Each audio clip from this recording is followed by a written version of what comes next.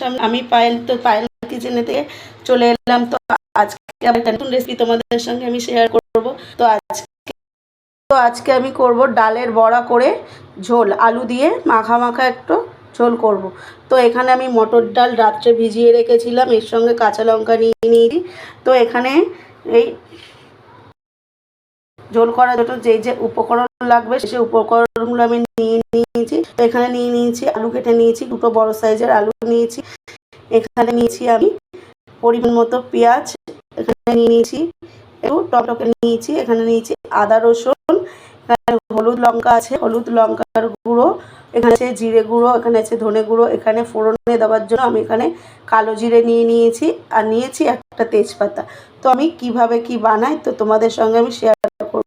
এখন আমি এই ডালটা আমি চলে এসেছি, ডালটা বেটে নিয়ে চলে এসেছি। তো ডালটা আমি খুব একটা মিহি করিনি, একটু গোটা গোটা রয়েছে এখানে।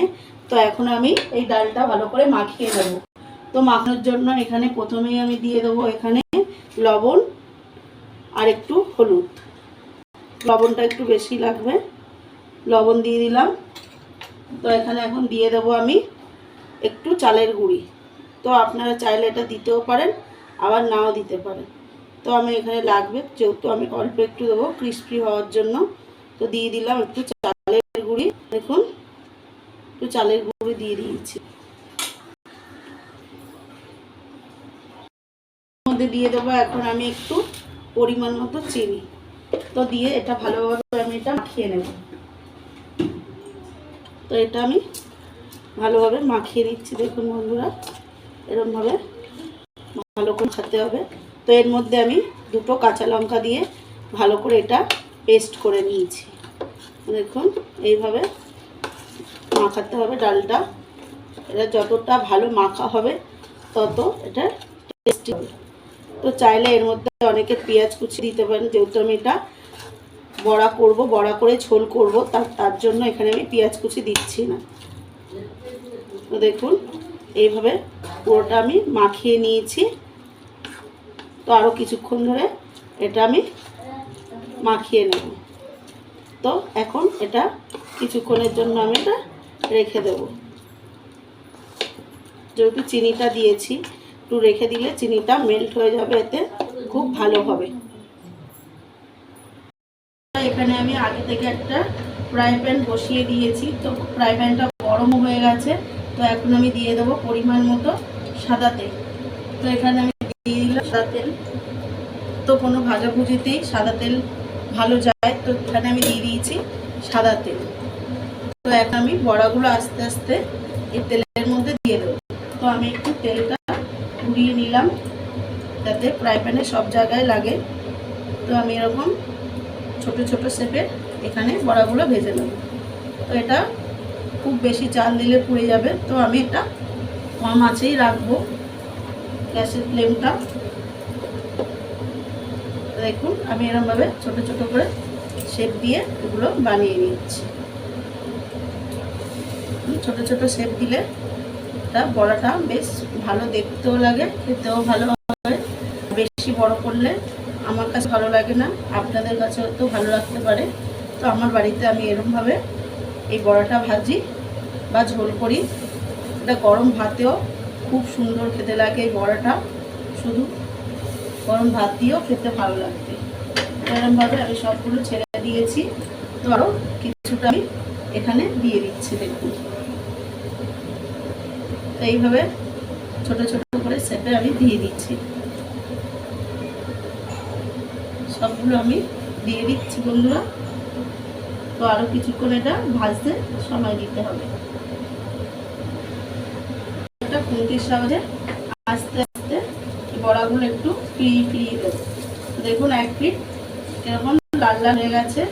তো সবগুলো এরকম ফিরিয়ে দেবো আমি, আর এরকম লাল লাল করে আমি ভাজবো। তো খুব একটা সাদা সাদা করবো না, এটা লাল লাল হলে এটা খেতেও টেস্ট হয়, আর তরকারিতে দিলে এটা খুব তাড়াতাড়ি গলেও যাবে না। দেখুন আমি সবগুলো ফিরিয়ে দিচ্ছি। দেখুন তো এইভাবে সবগুলো একইভাবে ফিরিয়ে। এখানে আমার বড়াগুলো প্রায় লাল লাল করে ভেজে নিচ্ছি। তো এখন আমি একটা প্লেটে তুলে নিচ্ছি।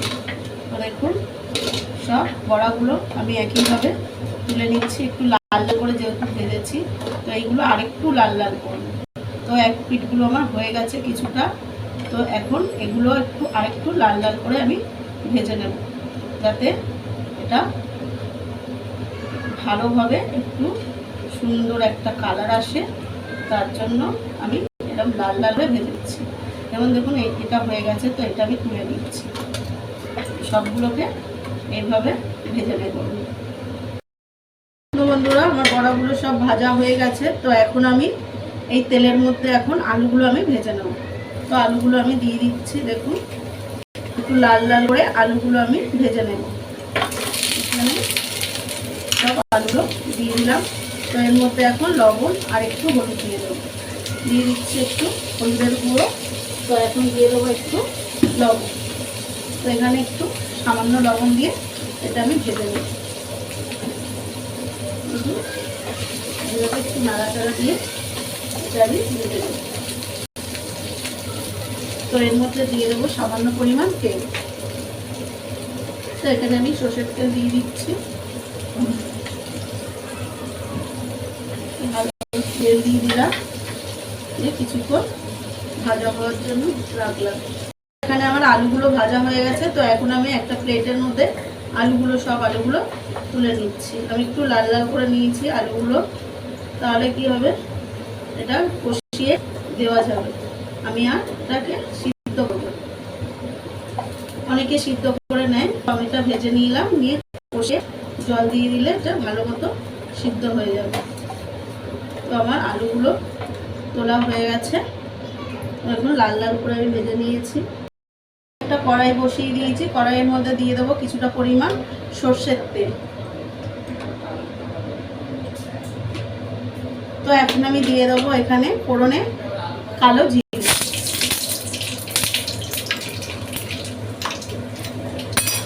তো দিয়ে দেবো পেঁয়াজ কুচি, দিয়ে দিচ্ছি পেঁয়াজ কুচি, একটু নাড়াচাড়া দিয়ে দিচ্ছি। তো এর মধ্যে দিয়ে দেবো এখন আমি টমেটো কুচিগুলো। তো এখন টমেটো কুচিগুলো দিয়ে দিচ্ছি, দিয়ে একটু ভালোভাবে নাড়াচাড়া দিয়ে নিচ্ছি। এখন আমি দিয়ে দেবো এখানে আদা রসুন পেস্ট করে নিয়েছি, তো সেটা আমি এখন দিয়ে দিচ্ছি। তো দিয়ে একটু ভালোভাবে মশলাটা ভেজে নেব। তো দেখুন এইভাবে একটু ভেজে আমি একটু ভেজে নিচ্ছি। একটু বন্ধুরা এটা কিছুক্ষণ ধরে একটু আমি লাল লাল করে ভেজে নেব। আমি এখন লাল লাল করে এটা ভেজে নিয়েছি। তো এর মধ্যে দিয়ে দেব পরিমাণ মতো লবণ আর হলুদ। তো দিয়ে দেবো এর মধ্যে কিছুটা লাল লঙ্কার গুঁড়ো। তো ভালোভাবে এখন নেড়ে ছেড়ে নিচ্ছি। তো এর মধ্যে দিয়ে দেবো সামান্য পরিমাণ একটু জল, যাতে না মশলাটা পুড়ে যায়। তো দিয়ে দিলাম একটু জল সামান্য। তো এখানে এখন দিয়ে দেবো আমি ধনিয়া পাউডার, তো অল্প একটু দিয়ে দিলাম। তো এখানে আমি এখন দিয়ে দেবো জিরের গুঁড়ো। তো ভালোভাবে এটা আমি এখন মিশিয়ে নিচ্ছি।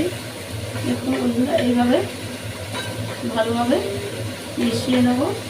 তো আরও কিছুক্ষণ ধরে এটা আমি কষিয়ে নেব। আমার মশলাটা ভালোভাবে কষানো হয়ে গেছে। তো এখানে আমি দিয়ে দেবো একটা তেজপাতা। তো এখন আলুগুলো এই মশলার সঙ্গে দিয়ে আমি ভালোভাবে এটা কষিয়ে নেব। দেখুন বন্ধুরা এখানে ভেজে রাখা আলুগুলো আমি দিয়ে দিলাম। তো এটা আমি ভালোভাবে কষিয়ে নেব। কিছুক্ষণ ধরে আমি আলুর সঙ্গে মশলাটা কষিয়ে নেব। বন্ধুরা এখানে আমার পুরো কষানো হয়ে গেছে। তো এখান থেকে মশলা দিয়ে তেল ছেড়ে দিয়েছে দেখুন। তো এখন আমি দিয়ে দেবো পরিমাণ মতো জল। তো এখানে আমি গরম জল দিয়ে দিচ্ছি। আপনারা চাইলে গরম জলও দিতে পারেন এখানে, আর ঠান্ডা জলও দিতে পারেন। তো আমি এখানে গরম জল ছিল আমার করা, তো আমি এখানে গরম জলটা দিয়ে দিলাম। তো এটা কিছুক্ষণ এখন আলুটা সিদ্ধ হতে সময় লাগবে। ঝোলটা ফুটেও গেছে, এখানে আলুটাও সিদ্ধ হয়ে গেছে। তো একটুখানি বেশি ঝোল ঝোলের মধ্যে আমি এই বড়াগুলো দিয়ে দেবো। তো এখন সব বড়াগুলো আমি এইভাবে দিয়ে দিচ্ছি। তো এটা একটু ঝোল ঝোলে দিতে হবে, নাহলে অনেকটাই ঝোলটা টেনে নেবে। তো তার জন্য আমি একটু ঝোল ঝোল অবস্থায় এটা দিয়ে দিয়েছি। তো কিছুক্ষণ আরও ফুটিয়ে নেব। এটা অনেকটাই কমে গেছে। তো এখন আমি দিয়ে দেবো একটু স্বাদ মতো এখানে চিনি। তো চিনি না দিলে তরকারিটা ভালো লাগবে না, তার জন্য এখানে চিনি দিয়ে দিলাম। তো এখন আমি দিয়ে দেবো কিছুটা পরিমাণ গরম মশলা। তো এখানে দিয়ে দিচ্ছি একটু গরম মশলা, দিয়ে দেবো আর একটু গরম মশলা। তো অনেকে এই তরকারিটার মধ্যে ঘি দিতে পারেন, তো আমি এখানে ঘি দেবো না, ঘি দিলে আমার বাড়ির সবাই খায় না। তো এখানে আমি ঘি ইউজ করছি না। তো এখন আমার তরকারিটা হয়ে গেছে। তো এখন আমি নামিয়ে নেব।